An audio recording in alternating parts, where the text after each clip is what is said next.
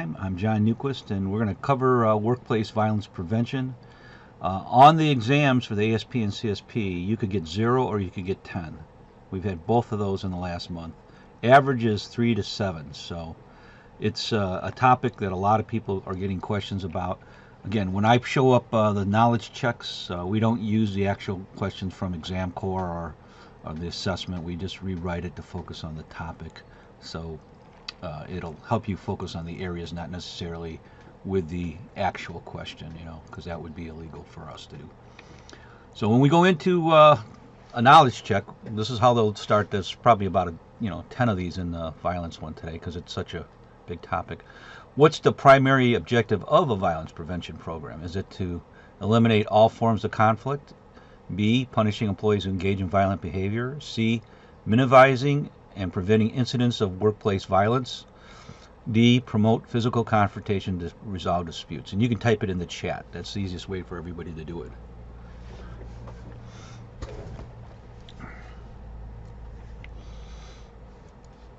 And you're right, it is C, minimizing and preventing incidents of workplace violence. One of the things that happens with the test, they used a lot of the material from 219 to 220 for their statistics based on the books that they reference. So I always keep the most current data. And generally 5,000 people at work in the United States die each year. Transportation is the #1 sector, but 791 died by violence, which is more than electrocutions, more than struck by, more than lockout accidents. So it is a high, incident of workers that are getting killed. Which of the following will best help secure the facility from unauthorized access? So when you see the word capitalized, best, most, you're looking for, there's a lot of answers that are good. Which is the best one? A, armed guards, warning signs, and wire-embedded windows. B, fencing, bright lights, and security cameras. C, attack dogs, robots, and light curtains. D, drones, smoke flares, and camouflage.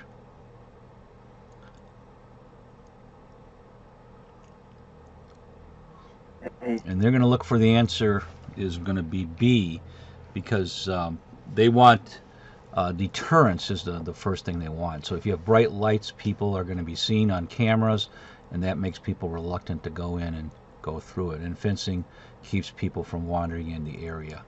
And like I was just dealing with yesterday, Budweiser, which is a brewery in St. Louis, had somebody come into their place unauthorized.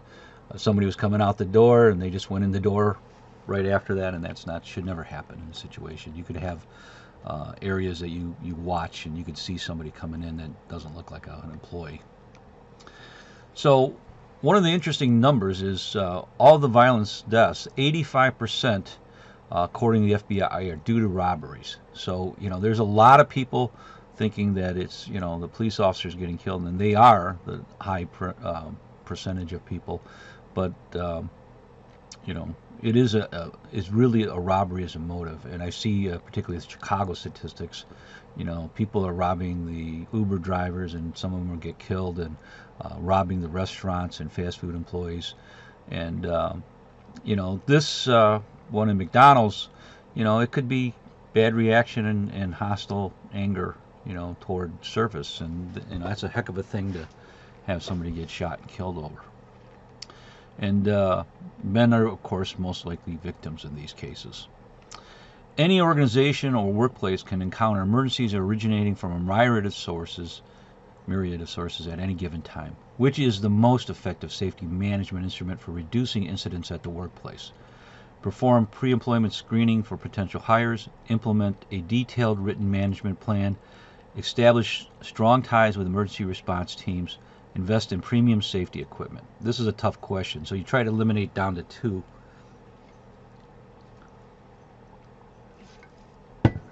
Very good. Implement a detailed written management plan. They always talk about having a violence prevention program, talk about where you have the issues for security, access, how to train your people, and start out with a plan first, and knowing your industry.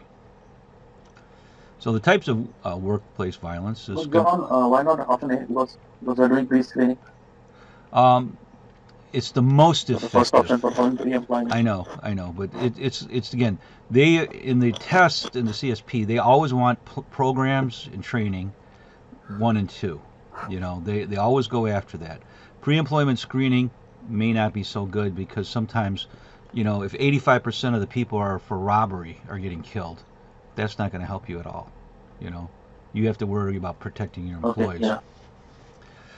So types of workplace violence, you know, a lot of people are always familiar with worker on worker number 3, but it really is criminal intent is a chunk of them. Now, if you're in a manufacturing environment, construction environment, you're probably not going to have as many.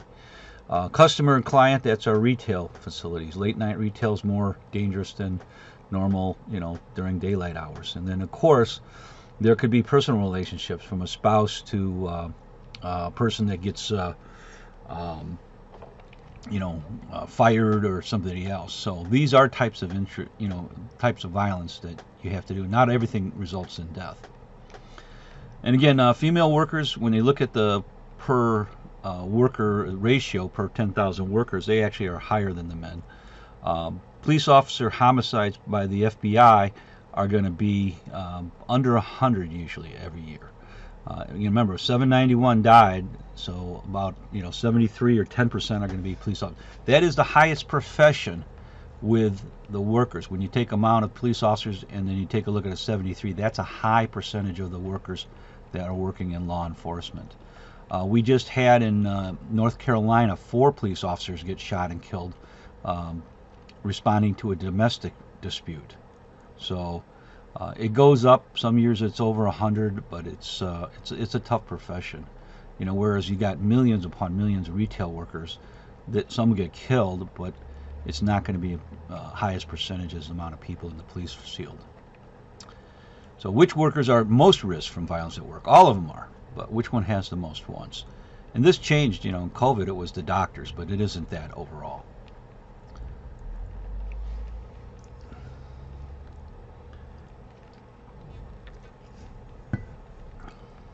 You can just put down in the chat the number you got. Very good. It's going to be police officers. And this is a common question they'll ask about. Active shooters in schools and in businesses are a small percentage of the total. Remember, 85% are for robberies. But one of the cases in my town was a person came in and just shot 5 students. He had a lot of mental issues and health issues, and wasn't taking the medicines, and somehow was able to buy an automatic weapon and shoot 5 people. One of the things that happened in the shooting, because I was in the town, is the phones didn't work, because everybody's trying to use the phones. I've seen this also with earthquakes and other natural disasters where you expect to do it, but we were able to get text messages through, so something to think about. And an organization can encounter emergencies originating from a myriad of sources. Oh, we already did this one. This was the implement of the written management plan. And I thought I got them both out. Alcohol affects a lot of people. We've had several people in the retail business get killed when patients or customers that are drunk start fighting on the street, and sometimes the people who are trying to get them out of that establishment are the ones that get killed. So he died trying to get them out, and a lot of times they get hit or even shot. So it is an issue when we have alcohol that we always talk about. You can get the local police, but you're going to have more than just one person. One of the things in the concepts of security is we're trying to deter people. That's our reason for bright lights and fences and cameras, because that does deter people. And then you detect people who are not supposed to be there through motion detectors, screening, calling in to the receptionist, and then you try to delay by having buzz-in. You have to remember, if you can just delay somebody that has a pistol or a rifle for 10 seconds, you can save a lot of lives, because they can get out of the area and run away. And again, have a method to contact the police. When you get exceptionally nervous because of this incident, it's a lot easier to hit a silent alarm that calls the police than you trying to pick up your cell phone and call 911. Your motor skills, when you're very excited and nervous, don't work so good. And that's why we tell a lot of places, if you have something like late night retail or anything else, a button's easier for people to push than trying to pick up a phone and take those seconds to try to dial, because they can fumble with the numbers because they're so nervous, like you see in the movies all the time. In the front office, we want to have buzz people in, because this is a security method. People, even though it's just regular glass, they don't want to crawl through it. So that is a big deal for slowing people down and deterring people. I like the badge system, where you get everybody who's a current employee has a badge. When somebody is let go of the facility, the badge can be terminated that instant, and it won't allow access anymore. The buzzer system is an easy system to do. You don't want somebody to walk right in your facility. And then put the thing so the receptionist can either see through a camera or somebody else, so they can see the person coming through. And then I always say, for emergency evacuation and planning purposes, you want to have people sign in. You want to give them visitor badges so that people know that they've got a visitor there, and they shouldn't be wandering around your facility or your construction site by themselves. So a lot of people have badges with security codes. It's got their photo ID. That's a very good system to let people in and allow people to go through, and it doesn't take much time. Again, a lot of people are numbering doors on the outside. They have security cameras that put people on the screen where they can see at the receptionist or the security office. The doors, stairwell doors, they should lock from the outside, so you can get out in an emergency, but when it shuts, you're outside and you can't get back in. You can buy, there's no such thing as bulletproof glass, really. I mean, it would be 1 inch thick. That's what they use in late night retail. But you can buy glass that's coated with a film that would prevent it from shattering, which means if you took a bat or something else to try to hit it, you probably can't break it, because it's a big plastic laminate. The glass will break, but the plastic will not. There's always, in the movies, somebody playing the postman, UPS, or FedEx delivery person, and they're really the bad person. It's very, very small. Very, very small.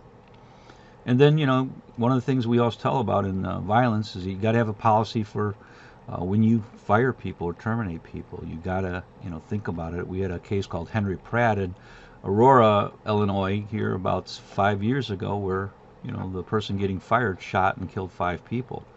And that's something, you have to think about how you're going to do that, because some of these people get very mad, and we've had several cases of this. What can a company do to help employees avoid experiencing the bystander effect in the event of an active shooter enters a place of business? That means standing around and being in shock and not moving.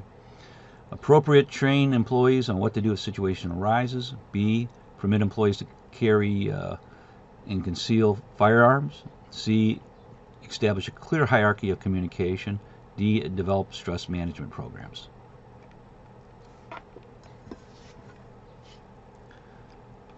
Okay, remember, we're going to do training on this one. Stress management wouldn't be very good. It's not really going to help them. You got to tell people. There's a very good video you can find on the internet called Run, Hide, Fight. I just emphasize the run. If you can get in 3 seconds 50 meters away, or not 50 meters, but let's say 10 meters away, they're not going to probably be able to shoot you. So we always tell people, if you hear a gunshot, you just get out. Just get out. Just leave. You'll get away. You will not be able to get shot. Run away from the noise, and then call 911 when you get to a safer place. A lot of factors when we look at the violence, and we got to remember, 85% of robberies, you work in a small number alone, that could be an issue. You work late night and early morning, they are robbing people to go to the parking lot. In some of those cases, they wait for somebody like could be a manager who has the money, or a nurse that might have their purse or their other belongings.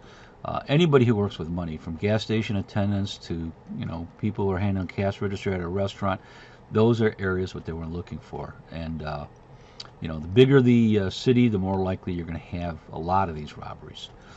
And then Now they're robbing the Amazon trucks, the UPS trucks. Why? Because that's where the packages are. They're hoping for a big phone, or they're hoping for a computer system or a television system, something they can sell fairly easy. So they are literally pulling up with huge SUVs and just robbing the single driver and stealing everything and then driving off in a stolen vehicle. Anything with the police and the taxi cabs, they've robbed. We had a Chicago police officer get killed 2 weeks ago, and they were going to steal the car and the phone and his wallet, and that's unfortunate. That's what we're seeing. For people that are going in there. High crime areas. In Chicago, we have maps of where the shootings are, where the robberies are, and it changes all the time. Once an area gets to be known as high crime, the police put people there, it drops. Then they go look for other places. And then security guards, not as many as the police officers, but some of them do get killed because they're guarding warehouses or other areas of high property value. And then, of course, anything with alcohol or people drinking at an event can cause issues. And then internal factors, people that are working in high intense concentration areas like food processing, working a lot of hours, people can get tired and then start arguing with each other. People are watching the layoffs. Layoffs are very big stress if you've got several years with a company, and like, let's say 15 to 20 years, you start thinking, what am I going to do at age 40, 50 years old and trying to find a new job? That's a lot of stress. And then if managers and other coworkers have a real problem with management and they're very much anger and talking about getting revenge, that's a key thing. The Oklahoma shooting at a post office in the 80s, he was let go, and he constantly talked about getting the managers back, and he did. He come back with a gun and shot and killed 14 people. So there were plenty of warning signs in that case, and that's what we look for.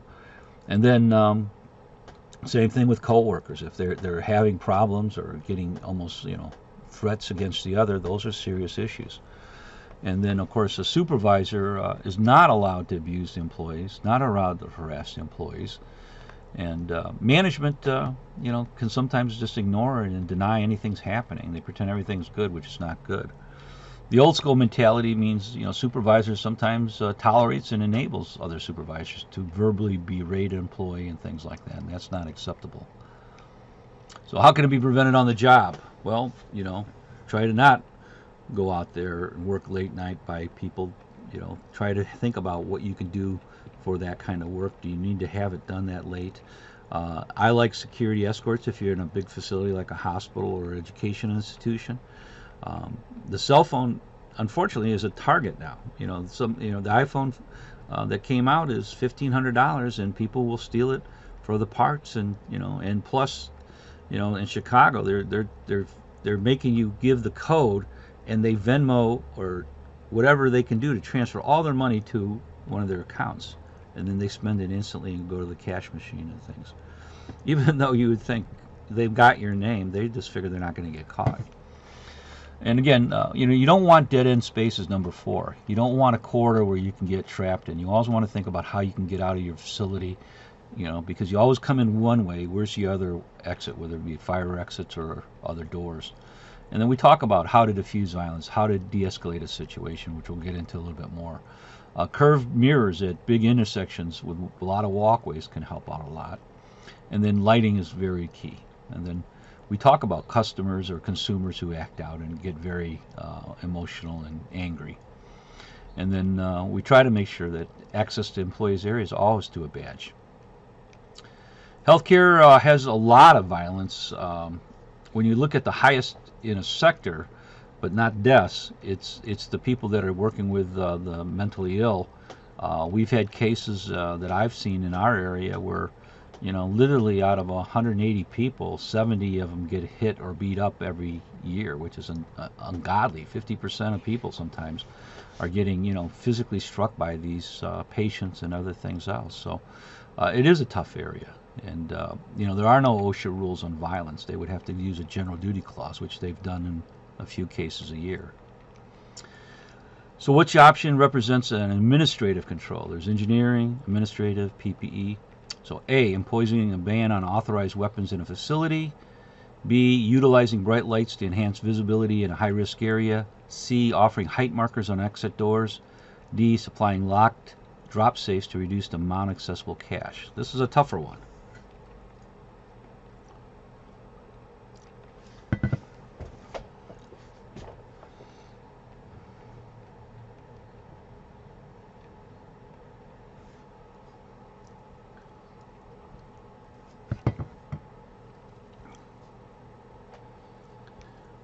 Administrative means we make a rule, so we ban unauthorized weapons. Now, one of the things that they joke about in our area is that means nobody has weapons in the company, and only the criminal coming in has the weapon.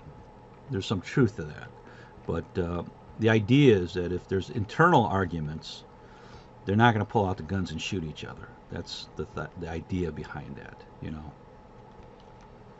A lot of factors, with workplace. Verbal abuse. I mean, people can take so much of it, then some people will snap and react and get, very angry. Threats. If you don't do this, we're going to fire you. You're getting behind. A lot of these things are not good management practices, and that can really issues. Bullying still can occur at work. We still see it, and it's unfortunate. And then, of course, these are more frequent than actual physical violence incidents and stuff. So, again, some offices, they yell, they scream. Particularly I've been in the financial industry with, stock trading and stuff, and that is normal, and that's not good. And they don't have a method to deal with harassment, and people are not supposed to be touching each other or poking each other or putting their hands on somebody's shoulder and things like that. That's not acceptable. And some places are high stress. You've got a big project. I heard one CEO of a Fortune 500 company, I expect my people to sleep on the floor to get the project done on time. Work 16 hours a day. That's nonsense. That's nonsense, because realistically, your effectiveness working these hours are really drop off after about 10 hours. So prevention strategy, we would like to do a risk survey. We always want to talk about maybe talking to workers and try to see if they think there's issues, because they'll pick it up. You may not know about a certain person, but they would know that person. And I've seen everything. I've seen person sit there and have literally an arsenal in the back of their car, talking about they're ready if somebody gives them problems. They're going to go get the arsenal and take care of that problem. That's not a professional environment, So we talk about, management is always going to talk about whatever effect it could be. We're going to make sure we have, training for people in high risk. Like if you have late night retail, we got to tell people how to de-escalate it with the customers. What you can do to solve some of these issues.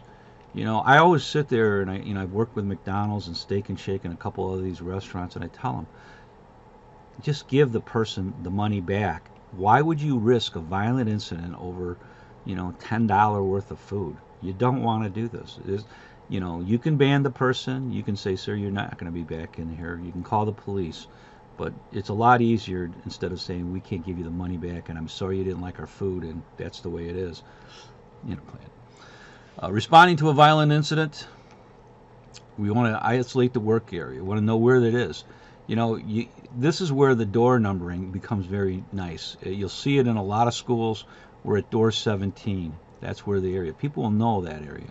When you say it's in the maintenance shop, people in the outside law enforcement don't know where that is. But if you can say it's by the door 17, that's the area, it's going to be an issue. Again, 911 is what they use in the United States. England is 999. Every country has their own version of it, but you want to be able to respond to it. The EMS people are not going to go into a case where people are actively shooting. They're going to stay to the outside. But you should have people trained in first aid if that person who is has left the site or something. You should be able to deal with a gunshot wound or anything else. But incidents, don't necessarily have to have blood. It could be somebody pushing, somebody hitting somebody. You need to report the incident to the supervisor. Assault is when they physically strike you. That is never to be tolerated. You can call the 911 for that line, because that's a criminal act. And I watch, some of these cases. Sometimes it's from people that just don't get along for whatever reason, and they hit each other, and then they don't want to, they're up for criminal charges, and they're shocked. They're shocked that the police are going to prosecute them, even though this person wasn't in the hospital after the punch or anything else. But that's a criminal intent, and and for them, they're going to need therapy. They're going to have to deal with this anger issue and other things that we go through. So I've been involved in a couple cases where I talked to the attorney in the county, 2 cases in a row where one person hit another person in the face and they're getting prosecuted, and that's a shock because they like, well, I just got mad, and he made me get so mad when he didn't do. You don't touch, you don't hit, you don't get in a person's face, and of course as a company you're gonna have to make a tough decision. You want to keep that person. I usually don't. I say, you know what, we cover these rules when we hire you. We cover it every year. You're not going to be in the company. We don't need that kind of person in the company. And then you do an incident report. You got to have a ability to track some of these things. Sometimes it's small issues, like somebody pokes you really hard, And then EAP, Emergency Assistance Program, where you can get some counseling possibly, And there's numbers like 988-741-741 for mental health that help out people in the United States as well as worldwide. Name a potential warning sign of workplace violence. Violating company rule, complaining about work being hard, bragging about how many guns they have and getting a ticket for driving under the influence, constantly talking about violence and vandalizing company property, worker has no sense of humor and is by themselves at lunch. It's a tough question.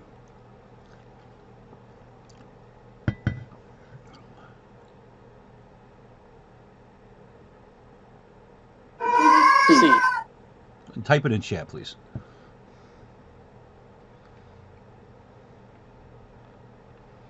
The answer is C, because when they're talking about violence, that's one thing, but they're damaging company property. That's criminal. So you need to deal with that issue. And that's, an area. And one of the things I'm a big fan of is putting cameras all over in the facility. You may not get every spot, but you will catch things like people having issues with forklifts or hitting something and not reporting it, people that have an accident and you can catch it right on video and you can say, yeah, that was an accident. Went to climb over something, he stepped on a piece of wood and it twisted his ankle.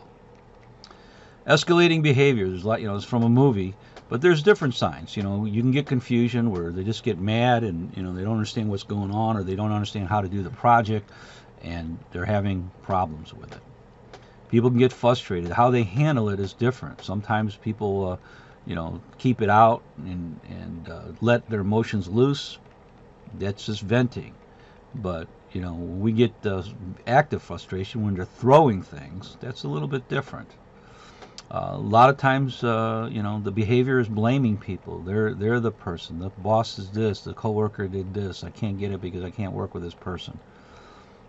And anger, that's an issue. You all know what somebody's like when they get angry, And we try to tell them, listen, you're yelling. You're scaring people. You need to, tone the voice down. You don't want to tell them to calm down because that makes them more worse. But you want to tell them that they are exhibiting behavior of anger.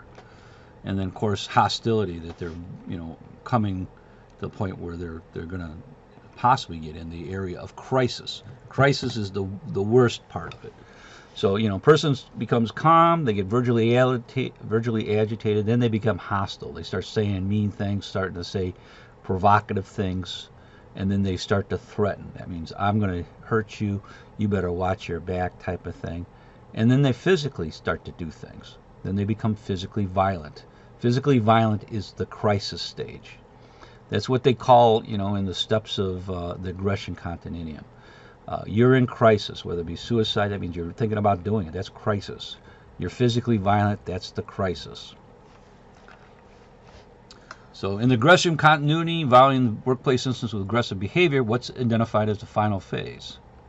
Anxiety, crisis, intimidation, stress.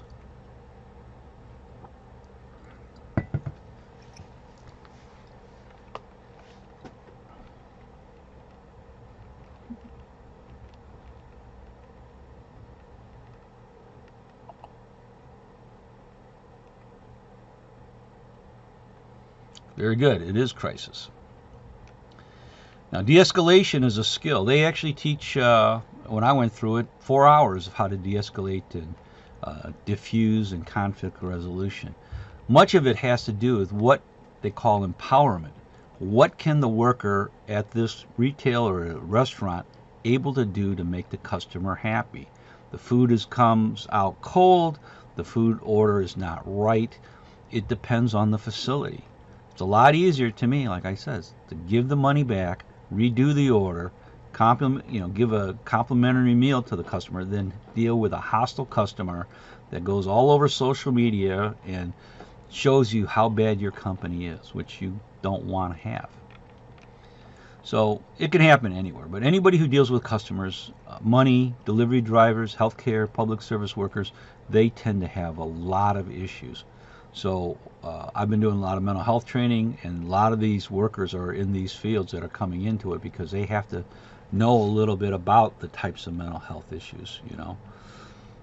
You're in late night retail, the first thing I look at in the photo at the bottom is, where's our cameras? We want to have the cameras. We want to let people know they're going to be on the film, and let them know they're being recorded, because they tend to be more polite. The same thing when you get on the phone and you're talking about, this call will be recorded for quality purposes. It's the same idea, that you might be a little bit more polite if you know you're going to be recorded, versus you can say some bad things if you sometimes would get very emotional. So what should an employee do if they witness violence behavior in the workplace? Confront the individual, A. B. Ignore the situation, hope it goes away. C. Report the behavior to a supervisor or human resources immediately. D. Attempt to physically subdue the individual.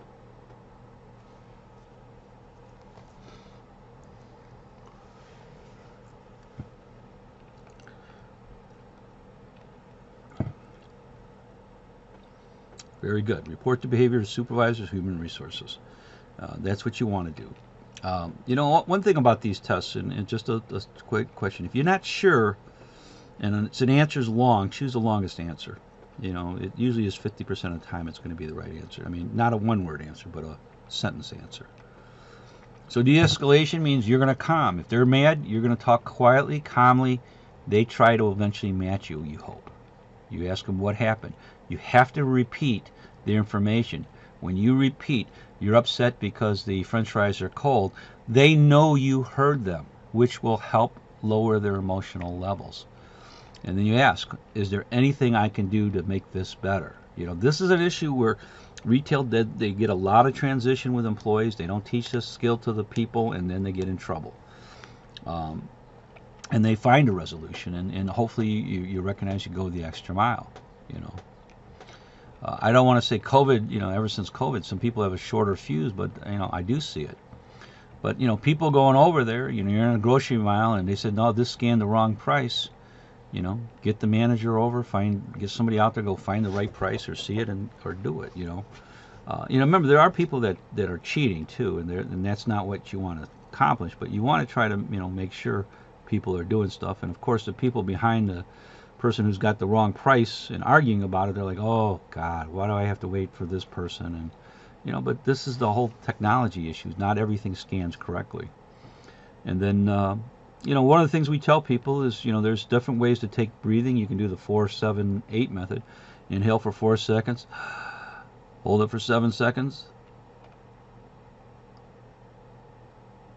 and then breathe out for 8 seconds.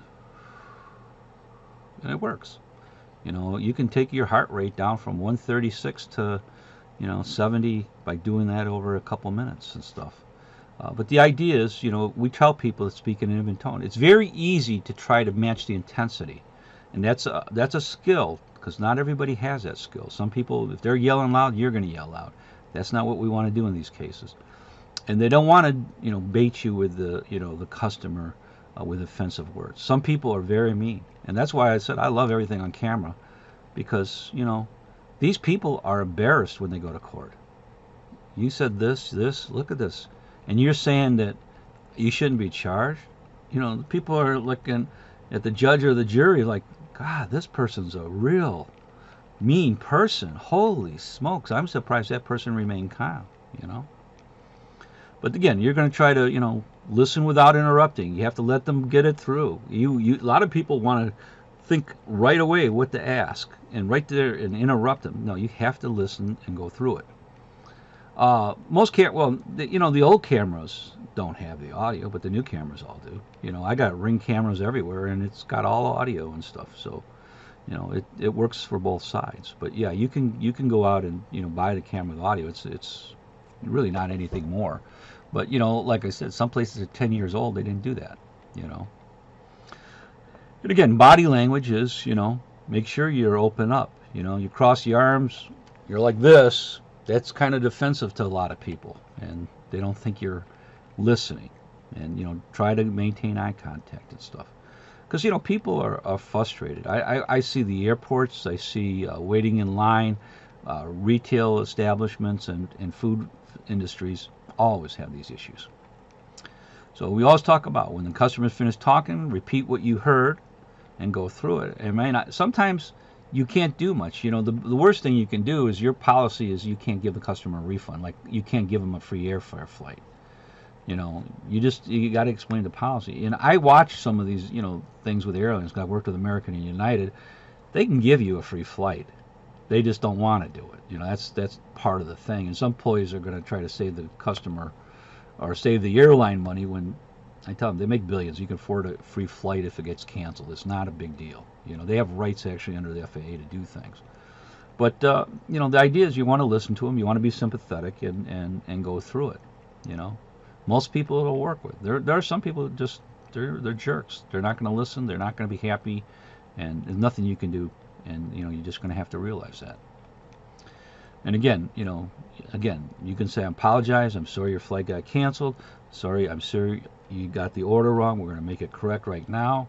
Oh, I can't. I got to get going. I got to get back to a meeting. I said, then sorry, sir. We're going to give you refund your money, and your meal will not cost you anything. These are things you can do. That's what you want to do as a good, customer. And again, a company will have a policy what they can do. If they can remediate the problem and give the money back, or offer to give them the next flight or give them a upgrade. These are things that can go through it. Give them options what they can do to feel an issue. One of the things that the airlines always got in trouble with is overbooking. You got 180 flights and they're booking 190, and guess what? They have everybody show up, and now you got 10 people that are not happy. Which factor is implicated in many incidents related to violence in the workplace? The workplace has high stress levels. B, the workplace has some workers with a criminal record. C, the workplace allows drinking alcohol at lunch. D, the workplace requires workers to be in the office 4 days a week. Tough question again.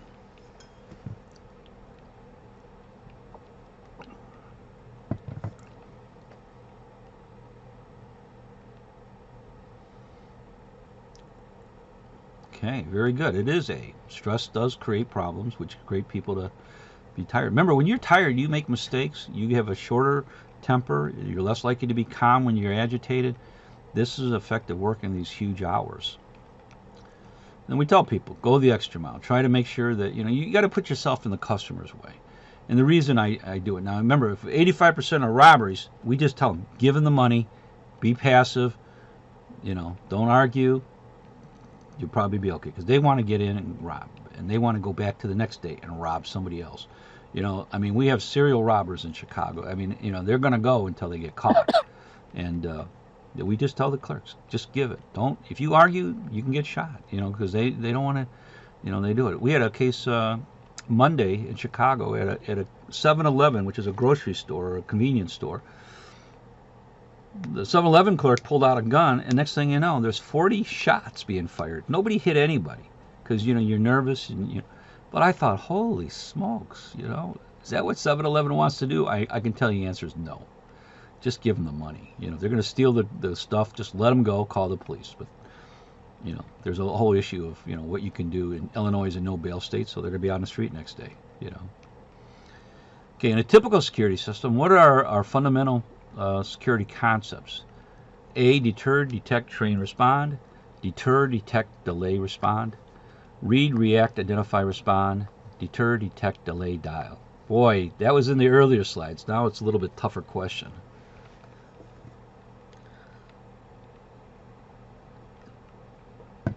You know there's deter. I can tell you. You know it's not C. The answer is deter, detect, delay, respond. Deter by putting bright lights, detect by cameras, delay by buzzing in, and then call 911. You know. Any questions on it? Okay. I'm going to stop the video then.